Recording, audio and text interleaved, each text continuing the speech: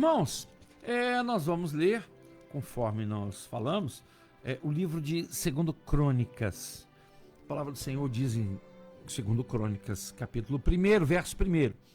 Salomão, filho de Davi, consolidou-se no seu reino, e Yahvé, seu Deus, estava com ele e o tornou extraordinariamente poderoso. Salomão fez um pronunciamento a todo Israel, aos chefes de 1.000, de 100 soldados, e aos juízes e a todos os líderes de todo Israel, chefes de famílias. Depois, o rei dirigiu-se com toda a assembleia ao lugar sagrado no monte de Gibeão, porquanto ali estava firmada a tenda do encontro da congregação, que Moisés, servo do Senhor, havia construído no deserto. Contudo, Davi tinha transportado a arca de Deus de Kiriat Jearim para a tenda que ele havia preparado para abrigá-la em Jerusalém. O altar de bronze que Bezalel, filho de Uri e neto de Ur, fizera, estava em Gibeon, diante do tabernáculo, a habitação de Yahvé. Ali, portanto, Salomão e a comunidade consultaram o Senhor. Foi lá que Salomão, na presença de Deus, subiu ao altar de bronze que estava junto à tenda do encontro da congregação e ofereceu 1.000 holocaustos, sacrifícios totalmente queimados sobre o altar. Louvamos o teu nome, ó Pai, te glorificamos, Senhor, por tantas maravilhas que o Senhor já fez por nós, lá aos nossos antepassados, por aquilo que o Senhor fez hoje, que o Senhor tem feito agora, e por tudo que o Senhor irá fazer na nossa vida. Nós te louvamos, porque sabemos que as exortações, as correções do Senhor são sempre para nos colocar de pé e colocar na direção do caminho, da verdade e da vida. Te louvamos por tudo, oramos em nome de Jesus. Amém.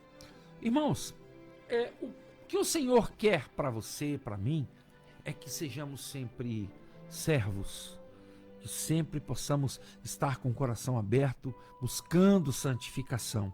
E ao cumprirmos essa orientação do Senhor, Ele peleja as nossas batalhas, Ele nos dá a vitória, Ele é conosco e nos dá a prosperidade necessária dentro daquilo que podemos administrar. Se você foi fiel no pouco, Ele vai te acrescentar mais. Sobre o muito te colocarei.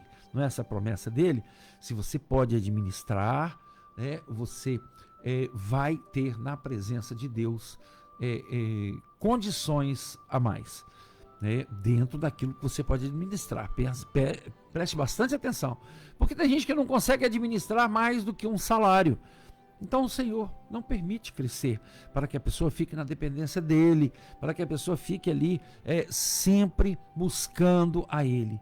Às vezes essa pessoa começa a ter alguma coisa a mais, como a gente está vendo aí, um derramamento de um dinheiro chamado PID, o PID, e gente achando que está rica, com 35 mil reais, achando que ficou rico, saindo do trabalho, comprando carro. Nós precisamos administrar aquilo que é bênção do Senhor, para que aquilo não se torne numa maldição do inimigo, como uma aparente bênção nas nossas vidas. Às vezes a gente está pensando, opa, recebi uma grande bênção, mas às vezes é o inimigo que está abrindo porta, e essa porta aberta pelo inimigo vai te jogar no chão. As pessoas vão perder nome, vão perder credibilidade, moral, perde a família, às vezes por uma migalha de 35 mil reais. Não estou desfazendo de 35 mil reais não, viu gente? É muito dinheiro sim, mas é muito pouco em relação àquilo que nós precisamos. Faz a conta do que você ganha num ano, faz a conta daquilo que é sua necessidade. Você vai ver que o Senhor tem provido. Aquele que tem buscado ao Senhor com fidelidade, o Senhor vai sempre dando bênção, e aquele que se coloca na dependência. Você se lembra como começaram os nossos textos aqui? Nós estamos fazendo uma sequência de crônicas. Tudo começou quando Davi, descumprindo a orientação do Senhor, foi fazer um recenseamento do povo. O Senhor tinha pedido para que ele não fizesse esse recenseamento. Não precisava fazer conta, ele não precisava saber quantas pessoas tinham. Você não precisa ficar fazendo as continhas, né? Ali como se fosse um super economista. Basta ter a prudência e buscar sempre a providência do Senhor, e você vai dar todos os passos com sabedoria do Senhor e passos certos, meu irmão, na administração do seu orçamento familiar. Não tente fazer as coisas apenas na razão, né? O Senhor vai sair dessas contas que você faz demais. Pode ter certeza, né? Isso não agrada ao Senhor, isso sai da dependência dele. É por isso que Davi foi punido, né? O povo foi punido, a ponto de Davi falar: não, Senhor, fui eu que pequei, né? Se tiver de punir, pune a mim e minha família, não faça isso com o povo, fui eu quem errei. Ele reconheceu o seu erro, né?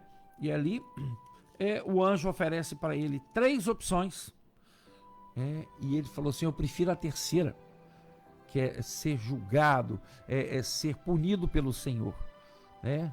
Porque ele sabia que Deus era esse, né? É terrível a minha aflição, contudo prefiro cair nas mãos de Yahvé, o Senhor, porquanto é grande a sua misericórdia, a ser vingado pelos homens. Olha que ponto chegou uma falta de obediência. Mas aqui Salomão, um jovem ainda, né, recebe essa bênção, né? Ele foi consolidado no reinado.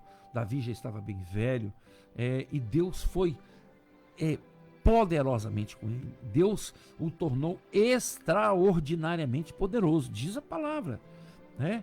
Mas isso é complicado, isso é perigoso, porque as pessoas muitas vezes não sabem administrar poder, né? Não sabem administrar dinheiro, né? Há pouco tempo atrás eu preguei aqui uma mensagem que, se ela tivesse título, ela chamaria Pobre Homem Rico, né? Um homem que tem muito dinheiro, mas é pobre, espiritualmente é pobre, não tem nada quase que se aproveite na sua vida espiritual. É uma pessoa que vive para ganhar dinheiro. A mensagem foi essa, né? E Salomão, com tudo que ele fez de bom na sua administração, o reino foi um reino de paz, o Senhor prometeu e cumpriu, deu a ele muita sabedoria, né? Deus, durante a noite, ele apareceu a Salomão em sonho e falou com ele: pede o que quiseres que eu te concederei, né? Aí Salomão fala com ele: foste muito bondoso e misericordioso com meu pai Davi, e me fizeste rei em seu lugar. Ó Senhor Yahvé, confirme-se agora a tua promessa feita a meu pai Davi, pois me tornaste rei sobre um povo tão numeroso quanto os grãos da poeira da terra. Sendo assim, dá-me sabedoria e conhecimento. Irmãos, isso aqui foi uma bênção. Deus sabia que ele ia pedir isso, mas Deus se agradou muito de, na sua escolha, no seu livre-arbítrio, ele pediu sabedoria e conhecimento, para que eu consiga governar essa nação com justiça. Pois quem é capaz de liderar um povo tão grande? Aí Deus respondeu para ele: visto que é precisamente esse o desejo do teu coração, e não pediste por riquezas, bens e honra, nem a morte dos teus inimigos, tampouco pedistes longevidade, mas suplicastes por sabedoria para ti e conhecimento, a fim de ser capaz de julgar corretamente o meu povo, sobre o qual te constituí rei. Receberás sabedoria e conhecimento. Também te darei riquezas, bens, honras e glória, como nenhum rei teve antes de ti, nem homem ilustre algum possuirá depois de ti. Irmãos, olha que maravilha. Salomão recebeu uma grande bênção do Senhor, mas Salomão se desvirtuou, Mas assim como o filho pródigo, ele voltou a tempo, Ele voltou a tempo e se restaurou na presença do Senhor. Mas esse texto tem muita coisa interessante que nós podemos ver aqui. Aqui fala que em determinado momento Salomão e a comunidade consultaram ao Senhor. Irmãos, nós temos na Maranata esse costume.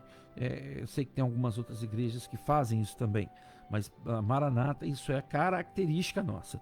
É a consulta à palavra. Nós temos alguma dúvida sobre alguma coisa, Senhor, o Senhor permite que nós façamos a viagem amanhã? A gente busca, na palavra, em textos, são 3 textos, que pessoas diferentes oram, clamam e abrem a palavra, porque a palavra é viva. A palavra é viva e eficaz.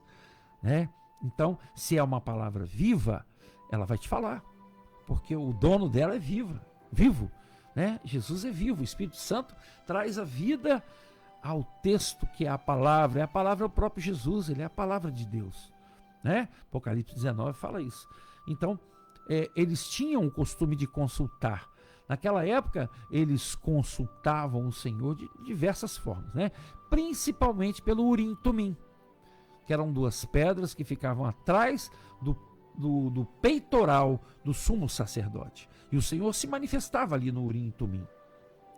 O Senhor se manifestava, luz e justiça, quer dizer, Urim e Tumim, as 2 pedras que o segredo dessas pedras se perdeu. Só o sumo sacerdote sabia, e ele passava de um sumo sacerdote para o outro sumo sacerdote, e isso se perdeu, quando no ano 70 Tito destruiu o templo, e ali já havia muita corrupção entre os sacerdotes, o sumo sacerdote, Anás, Caifás.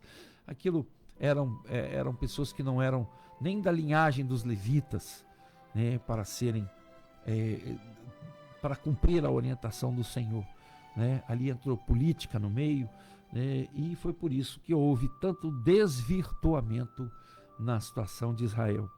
Mas isso aqui fica claro para nós, porque Davi consultou várias vezes o Senhor também, e aqui Salomão também consultou o Senhor.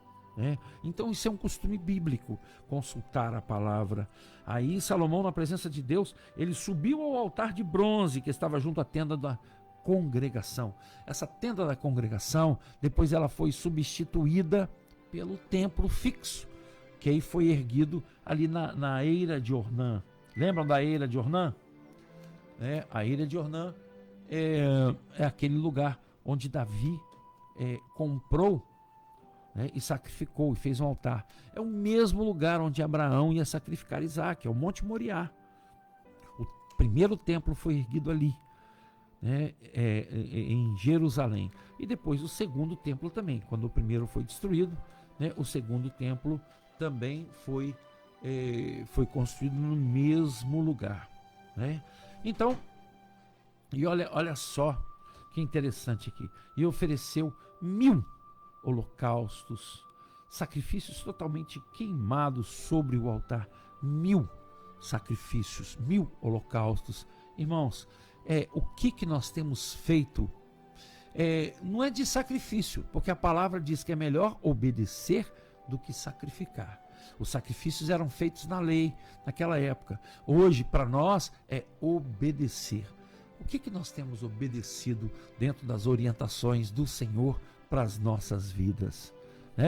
Sacrificar, obedecer é melhor do que sacrificar, porque o sacrifício aqui foram 1000 animais, muitos sacrifícios, o que corresponde a dizer que nós precisamos, para fazer alguma coisa parecida, muita obediência, muito sacrifício, muita obediência. O que nós temos colocado no altar do Senhor? O que nós temos oferecido ao Senhor? Muitas vezes a gente só vai à igreja para pedir. Muitas vezes a gente só vai à igreja para pedir. Tem pessoas que são assim, não tem nada para dar. Não estou falando em dinheiro não, tá? Coloca no altar do Senhor, meu irmão, a sua família. Coloca no altar do Senhor as suas lutas, suas dificuldades e as suas vitórias, com ação de graças, com gratidão. As pessoas não agradecem, não colocam no altar essa gratidão, essa ação de graças, só vão pedir. Muitas vezes as pessoas não recebem por causa disso. Precisam aprender a ter um coração grato, um coração cheio de amor, para glorificar e louvar a esse Deus maravilhoso que tem nos dado muito mais do que nós pedimos ou pensamos, né? Salomão aqui pede sabedoria e conhecimento, e o Senhor lhe dá muito mais do que isso, né? Dá sabedoria, dá conhecimento, e deu também riquezas, bens, honra, glória, como nenhum rei teve antes, nem nenhum homem terá depois. Louvado seja o nome do Senhor, e que você possa buscar na história a inspiração para o seu futuro, para o seu presente e para o seu futuro, porque aqui está tudo o que precisamos, né? É só entendermos e trazermos para os nossos dias. Consulta o Senhor nas suas lutas, nas suas dificuldades, assim como Salomão, né, consultou. Você tem gratidão ao Senhor, oferece holocaustos para Ele no altar. O que seriam os holocaustos hoje? A obediência, né? O louvor, a glorificação e obediência. É só você buscar e o Senhor tem para te dar. Louvado seja o nome do Senhor.